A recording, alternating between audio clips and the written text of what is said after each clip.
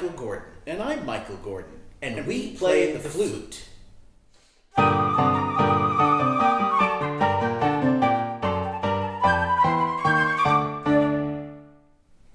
Today, we're going to play for you 4 classic American songs which were arranged for us by the great 19th century Austrian virtuoso flutist and composer Franz Doppler. Hey, remember last time when we fired off that cannon? The music you're hearing is a cannon. Fire!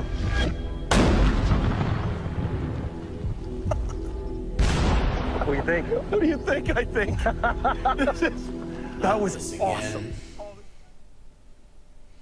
We're also joined today by a very special guest. I'd like to introduce you all to world-renowned concert artist Maurice Ivanov Delacluse Ibert, but his friends just call him Mitty. Hello, it is a pleasure to perform for you today.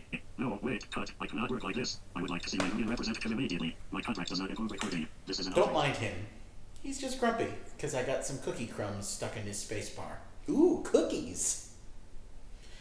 Let's get on with this now. We'd like to present to you Songs of America.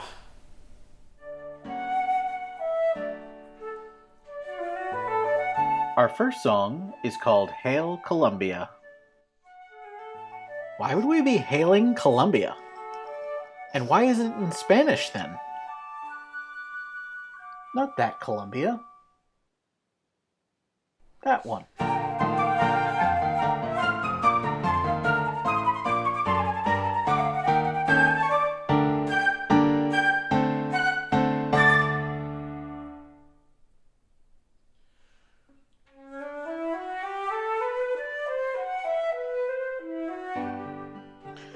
Columbia was a sort of mythical woman who represented America, and America was often referred to in poetry and literature as Columbia.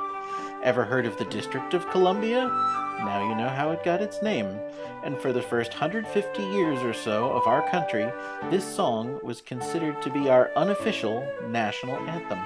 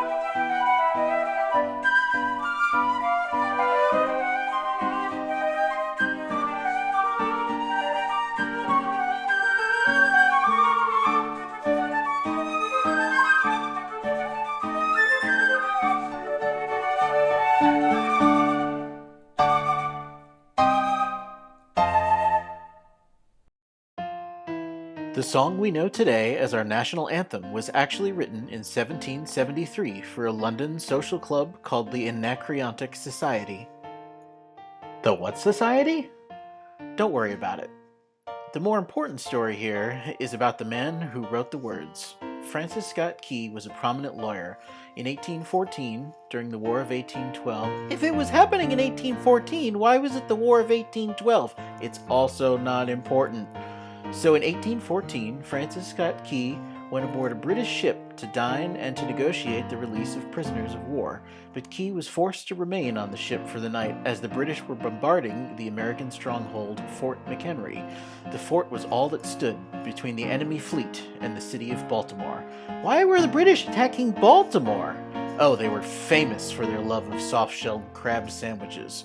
Couldn't get enough of the things in jolly old England. So So Key watched from this ship all night, the rocket's red glare, the bombs bursting in air, and when the sun rose in the morning, he could see that the American flag, the Star-Spangled Banner, was still flying above the fort.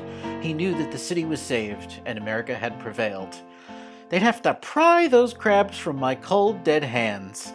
He later wrote a poem detailing the harrowing experience of watching the siege from the enemy's ship. Entitled The Defense of Fort McHenry, it was later set to the melody of To Anacreon in Heaven, and on March 3, 1931, the United States Congress passed a resolution to formally adopt the Star-Spangled Banner as our national anthem.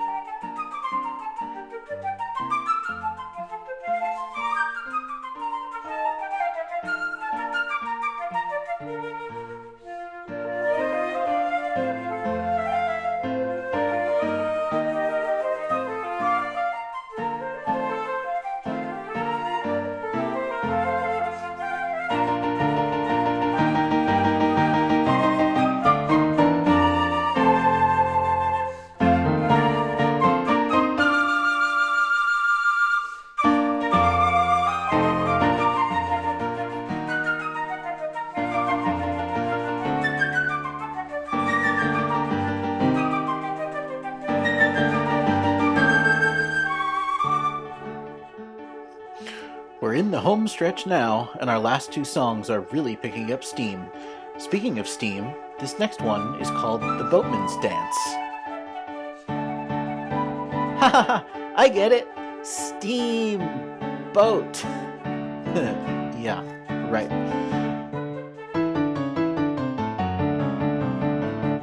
Back in the mid-1800s, the nation's rivers, like the Mississippi, the Ohio, or the Missouri River, were superhighways for every type of good imaginable, and wherever there were rivers and boats, there were boatmen, or stevedores, to load and unload cargo.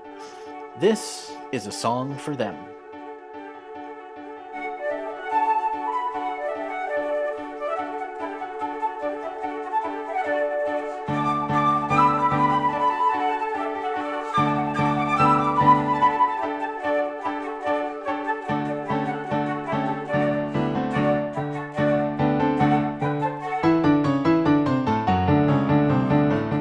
Time for the grand finale, and it's a song I know you've heard.